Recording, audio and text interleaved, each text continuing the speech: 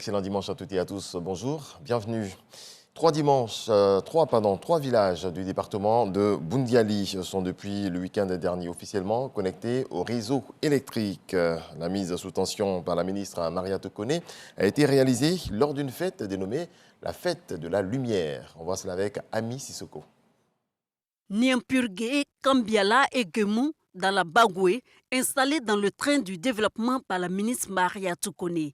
Désormais connectés au réseau électrique, ces localités sortent de l'obscurité après de longues années d'attente. Il a été dit que la lumière soit, et la lumière fut. Et Dieu vit que la lumière était bonne. Oui, Madame le ministre, nous aussi, nous avons découvert que la lumière était bonne. 21 ans après. Un rêve devenu réalité grâce à la vision du président Alassane Ouattara. C'est pourquoi la députée maire de Boundiali se réjouit de cette célébration de la lumière, transformée à juste titre en hommage au chef de l'État. Plusieurs présidents sont passés. Il a fallu l'arrivée du président Alassane Ouattara pour que l'eau arrive enfin à la bouche de celui qui avait tant soif, pour que l'électricité arrive enfin dans notre région. Même Boundiali qui est le chef-lieu de région, c'est seulement quelques quartiers de Boundiali qui bénéficiaient d'électricité. Mais le président Alassane Ouattara a fait la promesse à nos parents d'électrifier tous les petits hameaux. Il a promis pour la Bagoué, il a promis pour le Tchologo, il a promis pour toute la Côte d'Ivoire. C'est toute la Côte d'Ivoire qui est illuminée aujourd'hui grâce au président Alassane Ouattara. Toute la Côte d'Ivoire.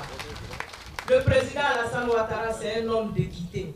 En plus des remerciements au chef de l'État Alassane Ouattara, l'ex-ministre de la Cohésion sociale a invité les populations et cadres de la Bagoué à cultiver encore et toujours la fraternité et la cohésion, véritable gage d'un développement durable. L'État continue de déployer des moyens techniques pour l'accès à l'électricité. Le gouvernement a initié une nouvelle extension des centrales d'Azito de Cyprès, appelées Atenkou et Azito 4, en vue d'évacuer l'énergie produite par ces centrales vers les ménages et les industries. 2 postes sources sont en construction à Akupé-Zuji et à Tabo, aux environs de Jacquesville. Une ligne de 400 kW. Le directeur général de Côte d'Ivoire Énergie, Nomori Sidibé, est allé visiter les travaux de construction et ses infrastructures. Une autoroute électrique qui va s'achever avant la fin 2022. On en vient à la soirée de distinction des femmes leaders initiée par le mouvement 2 millions de femmes battantes pour ados, qui est à sa première édition dotée du prix Alassane Ouattara, président de la République de Côte d'Ivoire. Cette édition a vu 10 femmes distinguées. On fait le point avec Walter Amadou Ouattara.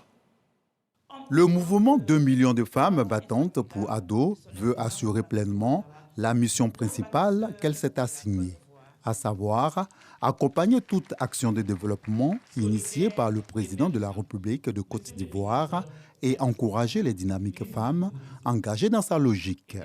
Cette soirée de reconnaissance en est une parfaite illustration. Nous avons distingué les femmes battantes qui ont fait beaucoup pour le développement de la Côte d'Ivoire, participé à l'émergence de la Côte d'Ivoire. Vraiment, nous avons honoré aujourd'hui pour dire merci à ces braves dames, à ces grandes dames de continuer d'honorer, de continuer de faire grandir la Côte d'Ivoire, de faire avancer la Côte d'Ivoire aux côtés du président de la République. Elles sont 10 femmes distinguées pour cette première édition dotée du prix Alassane Ouattara. Le nom du président de la République. Un homme qui a su hisser la Côte d'Ivoire à ce niveau. C'est vraiment une grande fierté. Et je voudrais à travers ce prix lui dire merci et lui dédier ce prix. Je suis fière et tout cela doit m'amener à aller plus loin, à m'investir un peu plus pour mon pays, à travailler plus dur pour aller plus loin. Ça nous donne encore une force et ça nous donne encore un pouvoir de pouvoir aller de l'avant. Si on le fait davantage, je crois que nous serons élevés au rang national. Le message que je souhaiterais passer aux jeunes filles, aux femmes, que ce soit en milieu rural, que ce soit en zone urbaine, c'est de se battre. Le travail paye. C'est une invite à toujours faire mieux. Ça nous met encore en mission pour les échéances à venir, surtout 2025, pour mener des actions en faveur du président, pour l'accompagner dans sa politique noble pour l'émergence de la Côte d'Ivoire. La porte-parole des honorés exhorte la gente féminine à ne pas baisser les bras, quelle que soit la situation. On attribue tous les mots à la politique.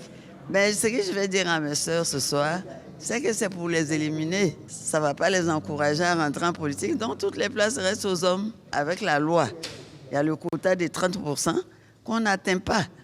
Donc il faut qu'on fasse tout pour dépasser les 30%, aller à la parité, 50-50. Cette distinction des femmes leaders est soutenue par le ministre du Tourisme, Sindou Fofana. La deuxième édition du Festival des Arts et de la Culture Goa Festigua était à sa 5e journée dédiée aux costumes et parures de peuple goa. Elle a été marquée par un défilé. Témoin pour RTI 1, Frédéric Gorebi et Franck Aquadio. 5e jour du Festigua 2022. Deuxième édition. Chant, danse, rythme et folklore du riche patrimoine culturel goa sont de la partie. Une célébration qui se tient à Dabré dans la sous-préfecture de Oglapo, département d'Alépé. Cette 5e journée, dédiée aux costumes et parures du peuple goa, s'est déroulée en présence du directeur général de la RTI, Fosséni Dambélé, parrain de cette édition du Festival des Arts et de la Culture Goa Festigua. Pour Maître Diamant Dominique Alain, initiateur, il était temps de lever un coin de voile sur les Goa et ce qui fait leur particularité. Le parrain de cette deuxième édition du Festival des Arts et de la Culture Goa est honoré du choix porté sur sa personne. Il prend alors l'engagement d'œuvrer à l'enracinement et au rayonnement du Festigua. Ensemble, nous allons travailler à faire grandir le Festigua.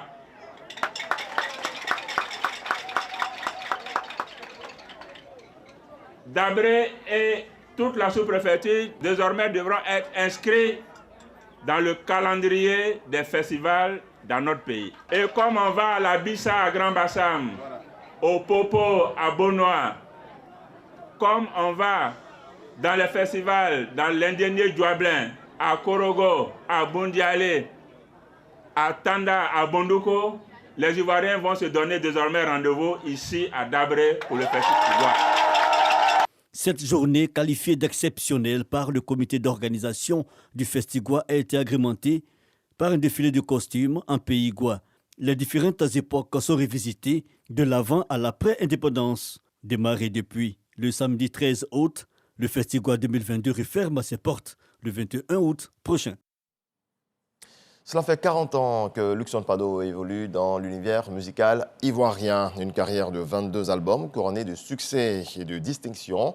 En prélude donc au concert de ses 40 ans de carrière, les 27 août et 3 septembre prochains, une journée d'hommage a été consacrée au roi du Labalaba. Les détails de Davis Oyo et Franck Aquadio. Il est l'un des dinosaures de la musique tradimoderne ivoirienne.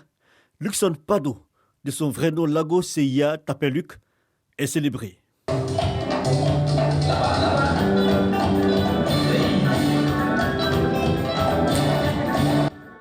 Une journée hommage lui est consacrée pour marquer ses 40 ans de carrière.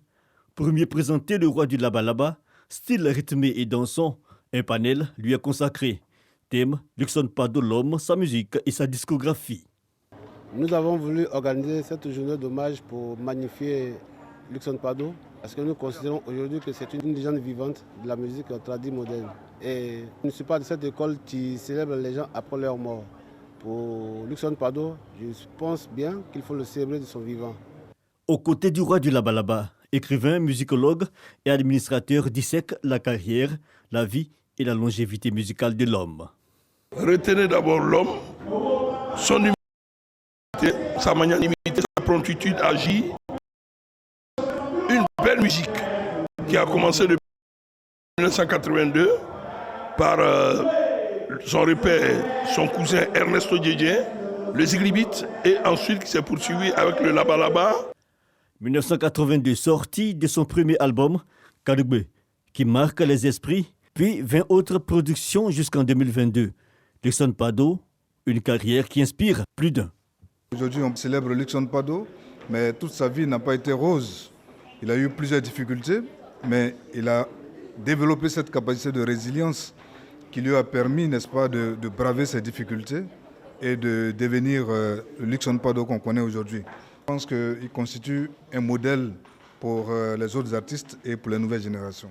Nostalgie, émotion et reconnaissance étaient au rendez-vous. L'ambassadeur de la musique des terroirs en est fier. Je suis content des palénistes et tous les journalistes qui sont venus voir Luxon Pado, échanger avec Luxon Pado. Et je pense que mon combat n'est pas perdu. Et je donne rendez-vous le 27 août à l'Hôtel d'Ivoire pour qu'ensemble on chante la Côte d'Ivoire et surtout la paix et la réconciliation.